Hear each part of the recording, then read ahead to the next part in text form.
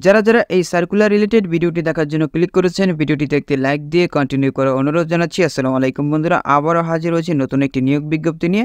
বন্ধুরা দেখতেই পাচ্ছেন সার্ক কৃষি কেন্দ্রে নতুন একটি নিয়োগ বিজ্ঞপ্তি প্রকাশ করা হয়েছে। এখানে আপনারা বাংলাদেশের সকল জেলা থেকে ছেলে এবং মেয়ে উভয় প্রার্থী আবেদন করতে পারবেন। তো প্রিয় বন্ধুরা, এখানে কি পদ রয়েছে, কতগুলো পদ রয়েছে, কিভাবে আপনারা আবেদন করবেন, কত তারিখ থেকে কত তারিখ পর্যন্ত আবেদন করতে পারবেন, আজকের এই ভিডিওটির মাধ্যমে সম্পূর্ণ ধারণা দেওয়ার চেষ্টা করবে। এই জন্য ধৈর্য সহকারে পুরো ভিডিওটি দেখতে হবে। বন্ধুরা, মূল ভিডিওটি শুরু করার আগে বরাবরের মতো ছোট্ট একটি রিকোয়েস্ট থাকবে।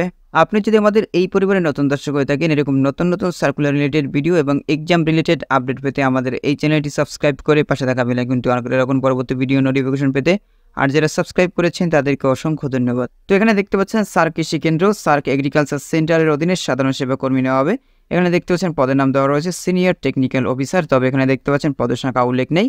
তবে এখানে কিন্তু আপনারা সকল জেলা থেকে আবেদন করতে পারবেন। সেক্ষেত্রে বলা যায় যে বিশাল নিয়োগ বিজ্ঞপ্তি। এখানে দেখতে পাচ্ছেন বয়সের ক্ষেত্রে বলা রয়েছে 45 বছরের বেশি নয়, অর্থাৎ 45 বছর যাদের বয়স তারাও কিন্তু এখানে আবেদন করতে পারবেন।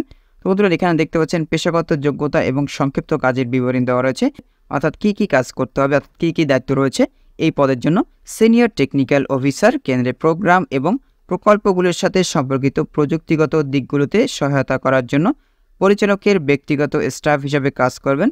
এছাড়াও এসটিও কেন্দ্রের বিভাগীয় প্রধানদের সাথে যোগাযোগ করবে যাতে সংশ্লিষ্ট কর্মসূচি সুস্থ বাস্তবায়ন নিশ্চিত করা যায়। যেহেতু এসটিও এর প্রধান কাজ হল পরিচালককে প্রযুক্তিগত বিষয়ে সহায়তা করা, প্রার্থীর প্রকৃতি সম্পর্কে গভীর উপলব্ধি এবং সার্কের প্রোগ্রাম, প্রকল্প এবং কার্যকলাপ এবং সংশ্লিষ্ট অভিজ্ঞতার বিস্তৃত এক্সপোজার থাকতে হবে।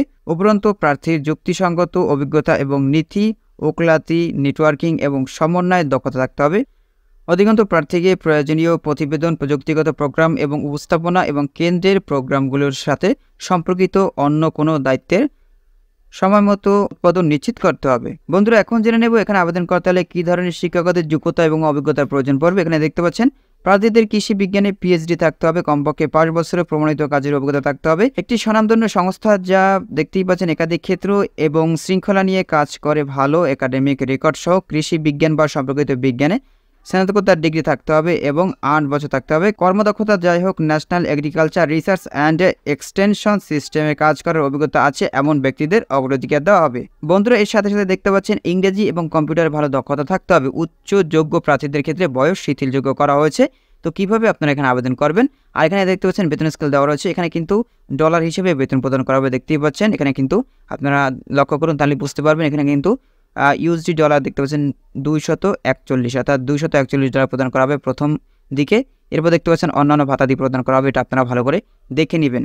তো প্রিয় বন্ধুরা, কীভাবে আপনারা এখানে আবেদন করবেন সেটা কিন্তু এখানে উল্লেখ করা রয়েছে। এখানে দেখতে পাচ্ছেন সাম্প্রতিক পাসপোর্ট সাইজের ছবি, সমস্ত প্রশংসাপত্রের ফটোকপি এবং অন্যান্য নথির ফটোকপি সহ সম্পূর্ণ কারিকুলাম ভিটা সহ ইংরেজিতে আবেদন 24/2/2024 মধ্যে পরিচালক, SAARC agriculture centre, BARC complex, Farmgate, Dhaka 1215 বরাবর জমা দিতে হবে।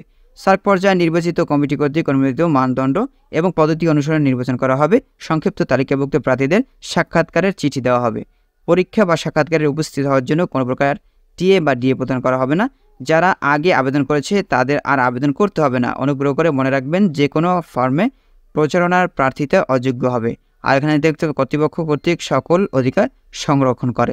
আশা করি আপনারা এই সার্কুলার সম্পর্কে বিস্তারিত জানতে পেরেছেন। তো বন্ধুরা, আজকের এই ভিডিওটি এই পর্যন্ত।